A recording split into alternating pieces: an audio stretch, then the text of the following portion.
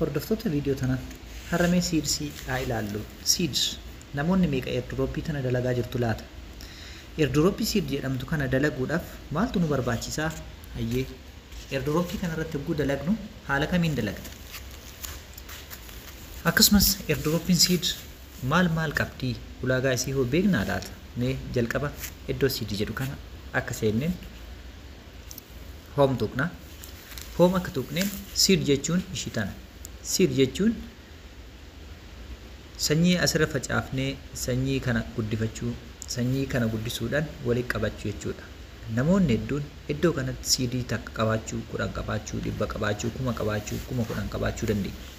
Haa ta'uti garuu badhaasota garagaraas iddoo jalqabaa kanarraa yoo kaane more reward kan jedhu gadi tuqna. Akka isaan gadi tuqneen booda kallattii salphaa ta'e tokkoon walitti connect goona. Walitti keenya yeroo as biratti connect goonu erga walitti xumurree booda iddoo kana dhufnee community isaanii join goona.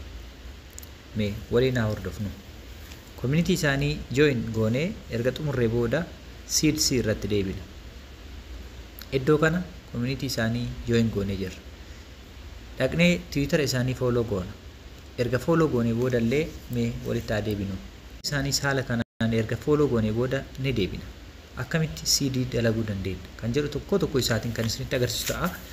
Hayyee kanitti aanu maal goona? Seed iddoo kana dhufneetiin biqiltuu gosa kamii barbaaddaa'edha. Isa kana moo isa kana? Ani biqiltuu kana natti tole waan ta'eef kana godhe. Isin immoo biqiltuu kanatti isinii dhufu waan ta'eef kana gochuu dandeessu jechuudha. Mee amma kan itti aanutti itti fufnu jechuudha.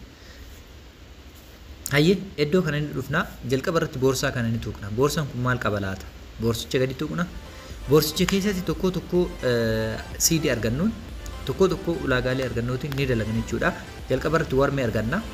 Isin raammolee kam akka qabdan sirriitti ilaaluu qabdan.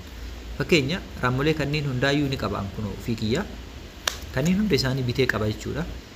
Mee isaan kana keessa ammallee raammoo tokko invest haa godhu. Raammoo isa kana invest godhee isinitti agarsiisa. Gadi tuqaa. Raammicha akka gadi tuqeen iddoo kanatti gatii kaayifnaan jedha. Raammoon kun CD lamaan yookiin immoo 3 naa gurguramu jedhee confirm jedhaan jechuudha. Iddoo confirm jedhu kana ni tuqa. Raammoon kun meeqa naa gurgurama jechuudha. Successful jedhee jira. CD 3 yookiin immoo coinii isaa 3 naa gurgurama jechuudha. Killee hoo meeqa qabdu laata? Iddoo kana seennee ilaaluu qabna. Ulaagaan dirqama nuti ilaaluu qabna isaan kanneen waan ta'eef. Hayyee killee 2 qaba. Killee 2 waan qabuuf anamma killeewwan lamaan tana mee haala kamiin killee kana dabarsuu yookiin immoo ilmoo keessa baasuu danda'allee ni ilaala. Simbira hoo meeqa qaba? Simbira illee 2 qaba. Waaw, waan baay'ee namatti tolu jechuudha. Simbira 2 qaba. Iddoo kana gadi tuqaa hunting kan jedhu kana erga gadi tuqee booda simbira keenya akkamitti akka guddisuu dandeenyu waliin haa ilaallu. Sirriitti na hordofaa. Sana booda simbira keenya guddifne simbirreen guddatte tun immoo bu'aa akkamii akka qabdu mee amma feed kan jedhu bira dhufna. Sana booda asitti hundi isaatu meeqa jechuudha. 100 guutee kunis 100 kunis 5 kun immoo tuyyu sa'aatii lakkaataa jira.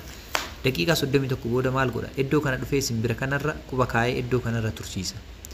Hogguu inni asii lakkaayeetiin kun xumurate booda simbirri kiyya ni guddatte jechuudha. Raammoon as jirti. Raammoo kana akka isiin nyaattu godha. Raammoo kana yeroo isiin nyaattu simbirri immoo guddataa deemti. Fakkeenya raammoo kana tuqee jira. Kan lammaffaa tuqee jira. Iddoon raammoo kana isii itti nyaachisu hin jiru waan ta'eef quufte jechuudha amma nyaatte. Iddoo kana inni dhufa maal jedhaa jira? Support one energy jedha. Full guide yoo barbaaddan for energy goit tuqame. Akkaataa itti humna isii itti guutu yookiin immoo humna simbira kanaaf guutee simbirri kun akka daftee guddattu taasisuu jechuudha. Hayyee gara itti aanutti haa dabarru. Inni lammaffaan istaarii. Istaariin kun faayidaan isaa maali? Istaarichi akkamitti guddifna? Istaariin immoo eessaa finna? Kunoo raammoo kanneen istaariidhaan bituu dandeenya jechuudha. Istaarii 5 raammoo kan raammoo kanas bitee jiraani. Isa kanas bitee jira. Raammoolee kanneen akkatti binnaa jechuudha istaariidhaan. Kana fakkaataa inni lammaffaan killee. Killeellee bituu dandeenya istaariidhaan. Killeen istaariidhaan biteeti. As biratti maal jedhaa jira? Purchase istaarii 1,500 raammolee kanneen bituu dandeenya. Akkuma san tokko isaatiin ilaaluu dandeenya. Istaarii 15,000 raammoo kanneen lamaan bituu dandeenya. Baay'ee qaaliidha jechuu jarri kun. As biratti indid kan jedhu bira dhaqna.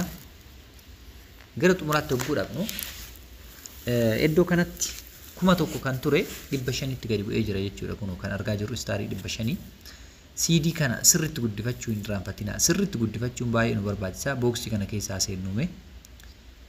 Wormii meeqa akka qabu kun ammallee irra deebiidhaan natti agarsiisa jechuudha. Wormii gurguruu barbaaddaa jedha. Eeyyeen wormii gurguruu barbaada. Bituu barbaaddaa hoo jedha kunoo eeyyeen bituu barbaada. Bituudhaaf wormiin tun 0.55 dha. Mee tana bitee isinitti agarsiisu. Baay'ee kan jedhu gattuqa. Sana booda as biratti yeep kan jedhu ni tuqa. Already bitee jira jechuudha.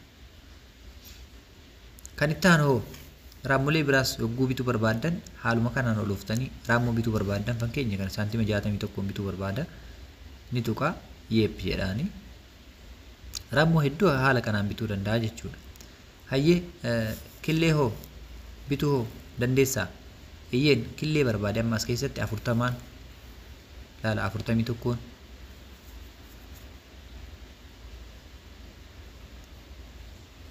killee barbaade bituu danda'a jechuudha. Sa'aatii barbaadetti. Hayyee kan itti aanu biraa dhaqnu.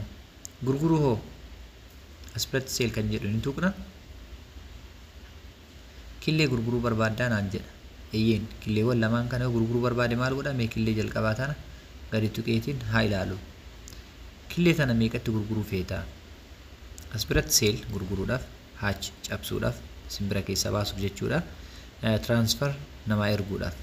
Kanaaf anamma gurguruu barbaadisi kana tuqaa yoo cabsee ilmii simbira baasuu barbaade kana tuqaa sana booda NFT qabdi jechuudha isin tun exclusive genes NFT wanti guddaan isin hojjettaniif illee NFT kana jechuudha mint godhuu dandeessu mint hin hayyamamne xumura irratti simbirallee guddisuu dandeessu upgrade kan jedhu tuqtanii as bira raammoo kanneen nyaachisuudhaan upgrade godhuu dandeenya jechuudha warm as biratti kun simbira kun immoo warm raammoodha.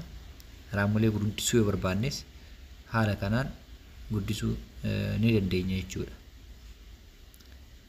Haala kanaan guddisuu dandeenya. Hayyee raammoleen naannawa kanarra nuu galanii jiranii kan itti aanu immoo erga isaan akkasi galan booda simbira bira dhaqna. Simbira hin qabnu waan ta'eef simbirri iddoo kanarra nuu galte jechuudha sila simbira qabaanne.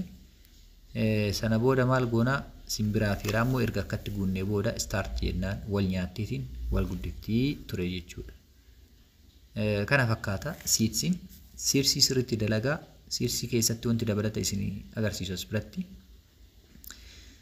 Iddoo kana ni dhufna seeds kun baay'ee OKXdha wal qabsiisuu dandeessu. Namoonni top irra jiran eenyu siirsii 1,140 qaba namni kuni. Kun immoo tiyyuu kan itti aanu akkasumatti itti fufaa deema jechuudha. Anamma sadarkaa kiyyatti amma sa'aatii ammaa meeqarra jira. Gara gadiitti dhufeetiin yogguu ilaalu siirsii 511 irra kan jiru jechuudha sadarkaa siirsii 5,102 walitti qabee ture. Hin gurguradhe kaan immootu magaalaa ittiin bitee kaan wantoota garaagaraa ittiin bitee kaan simbira ittiin bitee kaan raammoo ittiin bitee akkasi guddisaa ture jechuudha. Iddoo kanatti geemii qaba. Geemii kana ni tuqna taphachuu yoo barbaanne ni taphanna. Isa kana jechuudha spinner eggs faa qaba, merge faa qaba. Merge kana mee haa taphannu. Mergeen kun akkatti nuu fida, eessa nuu fida bakka duratti san nuu fida jechuudha. Kan itti aanu immoo spinner bira hogguu dhaqnu immoo spinner bira nuu fida. Playin inni jalqabaa kun immoo spinneridha. Spinnerii kana bira hogguu dhaqnu haala kanaan nuu bana jechuudha. Kanaaf tokko CD kana haala ittiin guddifnuu fi haala ittiin guddannu beekuu qabna jechuudha. Sirriitti keessi isaa seenaa gadi fageenyaan ilaalaa. Erga ilaaltanii booda immootu sirriitti irratti dalagaa. Erga irratti dalagdanii booda kooyiniin isaa kooyinii gaariidha jedhee itti amanaa. Kooyinii gaariidha waan gaarii irraa arganne jedhee itti abdadha. Isii tana immootu sa'aatii isii guddisaa. Sa'aatii 23 kileem kan godhu yeroo amma isii tana kileem godhu as biratti isiin tun 112 naa taati ilaalaa. 112 taate jechuudha. Isii dhuma xiqqoo tana yoo kileem godhee itti dabale taate. Kanaaf maal goonu yoo xiqqaate baay'ee tokko guddisuu qabna. Sa'aatiin akka dafee nuu lakkaa'u erni keessa seenna. Taaskota isaa hundaa yoo ni dalagna. tokko taaskii inni qabu jechuudha. Airdroppota amma jiran keessaa airdroppii baay'ee gatii olaanaa ni kaffala jedhee eegaa jiru keessa jechuudha. Boostii ni tuqna. Boostii kana keessa seenneet tokko wanta boost ta'uu qabu friendii bira ni dhaqna. Hiriyoottan keenya kan affeerre tokko isaanii to'anna. Airdrop kan jedhu bira dhaqna. Airdroppota kanniin already ammaaf kan cufe ni jira. Kan fuulduraa fayyadamu ni jira. Withdraw kan goonu akkamitti akka withdraw godhuu dandeenyu illee ni jira jechuudha. November 2024 listing ni ta'a jedhee hima jechuudha. Kun asitti sirriitti irratti dalagaa on-chain airdroppiidhaan wal quunnamsiisaa. Airdroppii keessan on-chain irratti fudhattu jedhaa jira jechuudha. Kun as biratti ni mul'isa.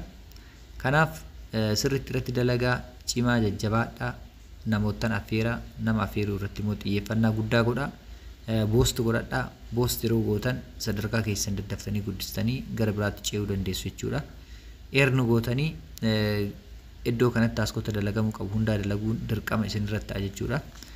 Sana booda daddaffiidhaan guddifadhaa. Gatiin isaa gaafa bahu gaafa laawunchi ta'u gatiin isaa akka guddaa ta'e immoo abdii qaba. Kana fakkaataa siirsii irratti wanta gaafii isinitti ta'e yoo jiraate garee Harbor Inspire jala dhufuudhaan Harbor Inspire jalatti gaafii kamiyyuu gaafachuu dandeessu. Siirsiin Harbor Inspire keessaa kunoo sadarkaa sadaffarratan jirtu tana jechuudha. Akkasumas immoo YouTube qabna. Chaanaalii YouTube Harbor Media Network jala dhufuudhaan viidiyoo kan jedhu cuqaasuudhaan viidiyoo kana erga tuqxanii booda tokko viidiyoo tan as jalatti maxxananii ilaaluudhaan wanta isin dhibe kamuu airdroppota irraa ta'ee leenjiiwwan garaagaraa kan biraa ta'ee haala salphaadhaan as jalatti ogummaa hedduu irraa gonfachuu dandeessu. Horaa bulaa deebanaa barri bara milkiis ni haa ta'u. Facebook as qabna. Gara laafoo kee jedha.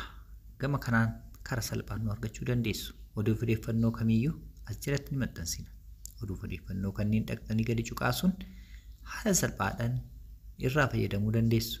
Horaa bulaa deebanaa viidiyoottan gama YouTubeetiin jiranis as jalatti argachuu dandeessu. Galatoomaa dagaagaa milkaa'aa isiniin jenna. Harbor Media Network.